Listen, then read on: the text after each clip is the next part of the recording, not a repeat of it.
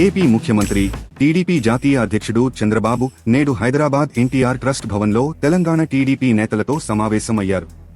తెలంగాణలో పార్టీ పరిస్థితిపై చర్చించారు.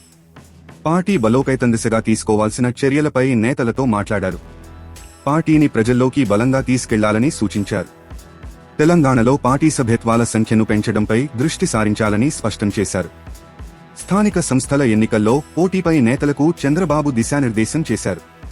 కాగా తెలంగాణ టీడీపీలోని అన్ని కమిటీలను చంద్రబాబు రద్దు చేశారు. ఈ సందర్భంగా ఆయన మాట్లాడుతూ త్వరలో కొత్త కమిటీలను నియమిస్తామని తెలిపారు.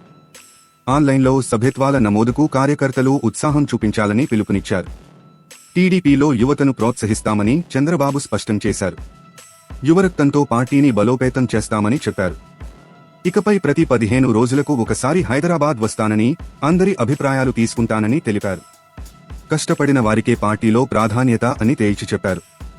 తెలుగు జాతి నంబర్ 1గా ఉండాలన్నదే తన ఆకాంక్ష అని చంద్రబాబు వెల్లడించారు. అటు మాజీ ఎమ్మెల్యే, సినీ నటుడు బాబుమోహన్ హైదరాబాద్లో చంద్రబాబును కలిశారు. త్వరలోనే బాబుమోహన్ టీడీపీలోకి వచ్చే అవకాశం ఉన్నట్టు తెలుస్తోంది.